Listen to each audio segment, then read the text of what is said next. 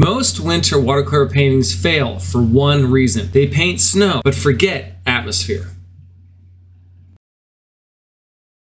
In this video, I'll show you how to create a moody winter watercolor using a limited palette, wet-into-wet feature, soft edges, masking fluid, and one simple idea that makes snow actually feel cold. Winter scenes seem simple. Snow, trees, maybe a little atmosphere, but they're surprisingly easy to ruin. Too much detail, muddy shadows, stiff edges. Suddenly your peaceful forest looks more like a depressing parking lot in February, and we don't want that.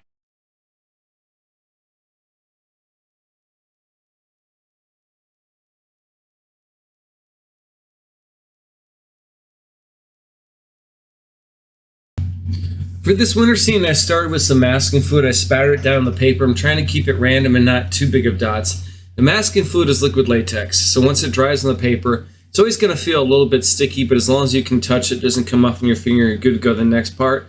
Also watch out too, because masking fluid has the tendency just to kill your brushes, especially if it dries in the brush. So just use cheap brushes when you do this. Don't use your good squirrel mop brushes. And then once the masking fluid is 1000% dry, if you can touch it, it doesn't come off on your fingers. Then what I'm doing now is I'm coming in here with a mixture of just some grays, and I never ever clean my palette.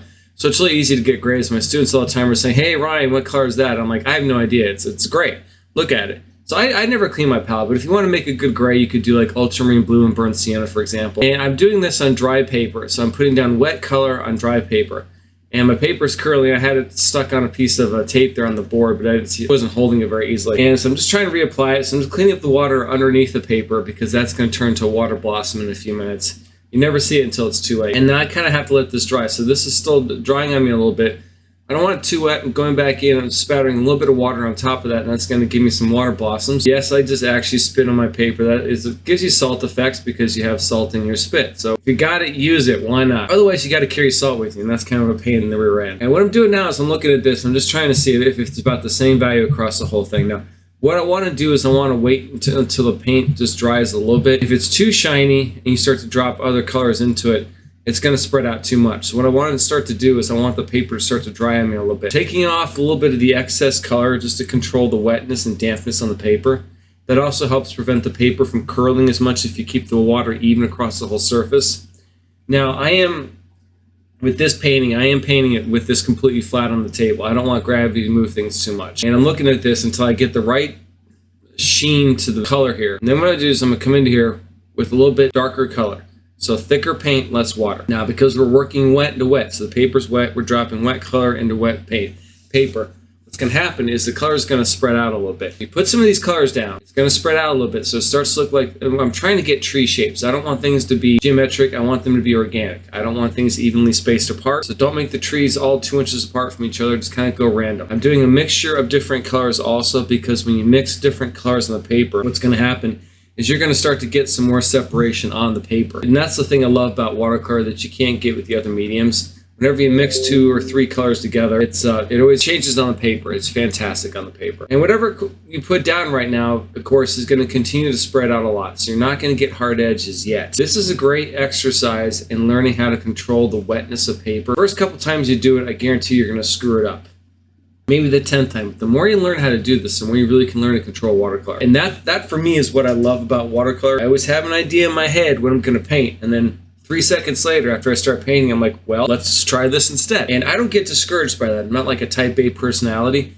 I'm an artist. I'm like, hey, this is cool. Like, it actually turns out better than I thought because I couldn't have envisioned what happened, which I think is fantastic about art. Now, as the paper's starting to get a little bit drier, we're coming back in here with thicker paint, less water, even thicker paint than we did before. What that's going to start to do is, and now the color isn't going to spread as much. And when we do this, we're going to start to create hierarchy. We're going to have the softer trees that we put down first. And the darker they are, the more contrast they have.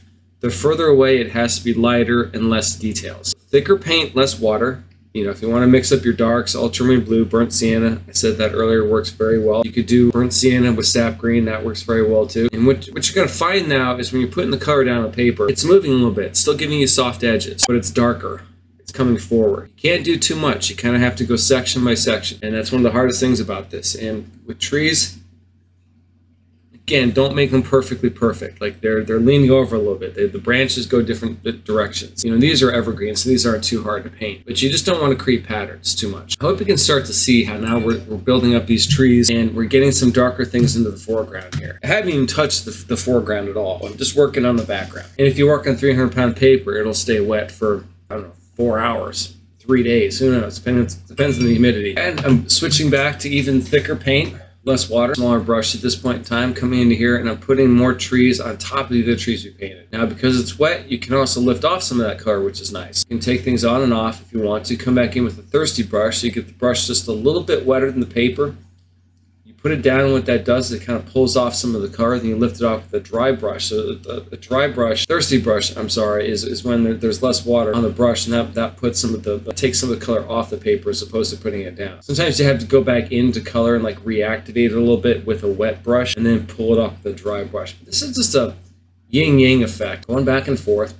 Now I'm switching to some more, kind of tree green color. So I was using sap green with a combination of some of the schlop that's on my palette. I mean, I never ever clean my palette ever. It's the most beautiful grays in the world. The darker colors, putting them on top of the other wet trees, and because the paper is drier than it was 5 minutes ago, it's not going to spread out as much. It's going to stay nice and dark. A little bit of that. I got to think about where the sunlight's coming from. You do have to have a source of sunlight, even if it's a day where it's snowing. You always have a source of sun. We don't live on Tatooine. We don't have 2 suns. We have 1 sun. So make sure the direction stays the same. So at some point in time, I'm going to have to get into the foreground here and start working on a little bit of the shadows. And one of the hardest things about when you're using masking fluid is you just have to remember that the white of the paper is there, you painted over it. You just can't see that because masking fluid has different colors. It doesn't look as white as the paper.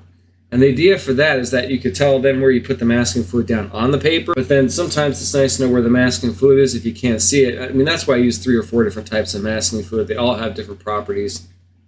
There isn't one perfect masking fluid, unfortunately. And one thing, I didn't really warn you about this earlier, but before you do masking fluid on paper, always test it out beforehand, because sometimes masking fluid goes bad, sometimes paper goes bad. And what you want to do is just take some of the masking fluid and put it down on the paper, wait for it to dry, and then peel it off with your finger. If you can't get the come off the paper or it tears the paper, that tells me either the masking fluid's bad or the paper's bad. And then try it again on a separate, different type of paper. But you have to test it out beforehand because paper doesn't last forever, neither does masking fluid. Okay, so now I'm coming into here with, as you can see, really thick paint, less water, really dark trees. And we're definitely getting a sense of depth here. We've got 3 or 4 layers of trees now. These guys are going to sit in front because they're darker. I'm constantly changing that color temperature too.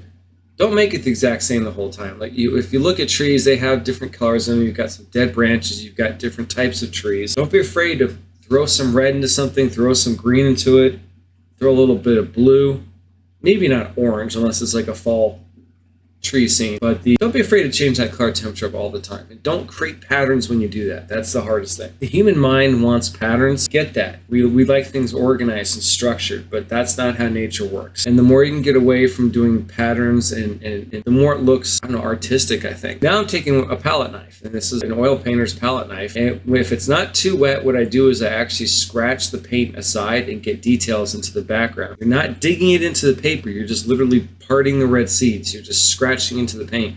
This is a fantastic way to get details in paintings. You can use your fingernail, you can use a credit card. I usually steal the hotel cards when I travel and just keep those. I've got a bunch of those to go to all says like Hilton or Marriott or whatever. They just throw them away, I guess, anyways. They don't recycle them. So you come in here, you scratch a little bit of details. With the paper flat, of course. Paint has to be a little bit wet for this to happen. It can't be too wet, and you can't, if it's too wet, you get a dark mark and you dig into the paper. You're just scratching the color, across the paper. You're not pushing it into the paper. Now I'm looking at this and analyzing it, maybe around the restroom, who knows. And I'm just looking to get a little bit more details, just making things look a little bit different. Just you notice how I have not created too many, it's not patterned here. I've got some darker shapes in the background, lighter shapes in the background, darker shapes in the foreground. Now I've got to start working on this foreground area. So I'm coming in here, getting a little bit of the wet of the paint that's in the trees wet. Going to put some water on the dry paper. The color, of course, is going to creep into that dry area or into the wet area, which is all right. And I'm going to stick to the same colors. I don't want to switch to just straight ultramarine blue because that'd be weird because I've been doing mixtures of colors. Snow does have colors, so you have You can't just have the pure white paper. You got to have some shapes in there to make it look a little bit more three-dimensional. There are shadows on snow, and when you're working with a white surface such as snow, it's always going to reflect the colors that are around it. So if you have a bunch of green trees, there's going to be some reflection of the green in there. If it's a blue sky, some of the blue sky is going to be reflected in the snow. Yeah. I think one of the things that helped is I'm a professional photographer turned painter. So I spent years capturing photographs, looking and analyzing that, light reflecting. When I became a painter, it was a little bit easier because I understood composition. I understand, light sources and that light reflection. So if you're standing next to, a red wall, that red wall is going to be reflected somewhere in your face or your clothes. Same thing when you're working with snow. You've got this white surface, whatever around it, you should be able to see some of those colors. Even if you can't physically see the colors, put it into the painting. It makes it better. At this point, I'm just going back and forth, trying to figure out how to fix mistakes, make things better. And that's one of the fun things I think about art. Like I said, I always get an idea in my head when I'm going to paint. And then 5 seconds later, I'm like, well, let's do this instead. It turns out better, I think. Certainly more entertaining. There's never a boring day at the job, I can tell you that much. Now I'm coming to the foreground, doing some dry brush effects. So that it's a dry brush, so the brush it has some paint, but it's more dry than wet. And you just drag it across the top of the surface. And when you're working with cold press paper, which has a little bit of a texture to it, it gives you this nice mark across the surface, kind of a scumbling effect, which is really nice. Super easy to do. Checking to see if my paper is dry now, because at some point in time you do have to peel the masking fluid off, but you have to do that when the paper is 1000% dry. Otherwise, you're just going to peel all that color you put down into those white areas that you carefully preserve. I'm using my finger right now. Sometimes I use a ball of masking fluid, which is the easiest way to get the masking fluid off. But for small areas, this works just fine. It does have a tendency sometimes to rub all the skin off your finger, though, the friction. So watch out for it, because that's uncomfortable. Once you get all this stuff off, and I put a little bit of some grasses and things into the foreground also. The question is, how much more do we really have to do in this painting? You can always do more, but I've learned with watercolor, stop while you're ahead. Taking a flat brush now, this is my 1/2-inch flat. I use this for lifting color off. What I do is I get this just a little bit wet, and I come back in and I wake up the kids. I put the wet brush down on the paper, and it kind of pulls off some of the color. Now, I was using non-staining colors for this painting. These colors do come off the paper pretty easily. You do have to be very careful when you do this, because if you do too much, it's too much. You can ruin it very quickly.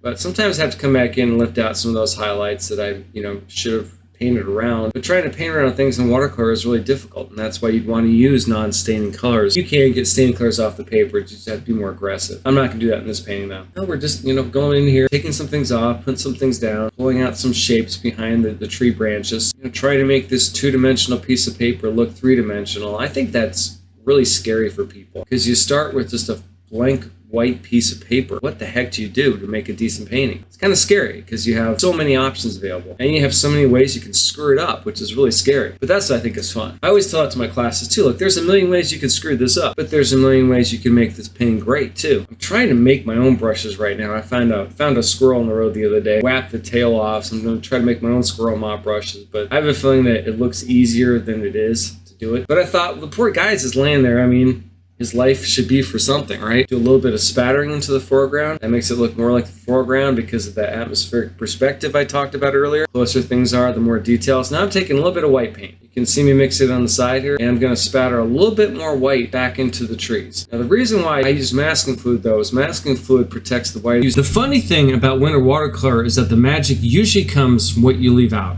Softer edges, fewer details, stronger atmosphere, and a little restraint often feel more convincing than painting every single branch. And remember, snow is rarely white, it just likes pretending. And if you enjoyed this content, please hit subscribe. If you're interested in all the materials used in this painting, check out the YouTube description below. Thank you for watching, and happy painting.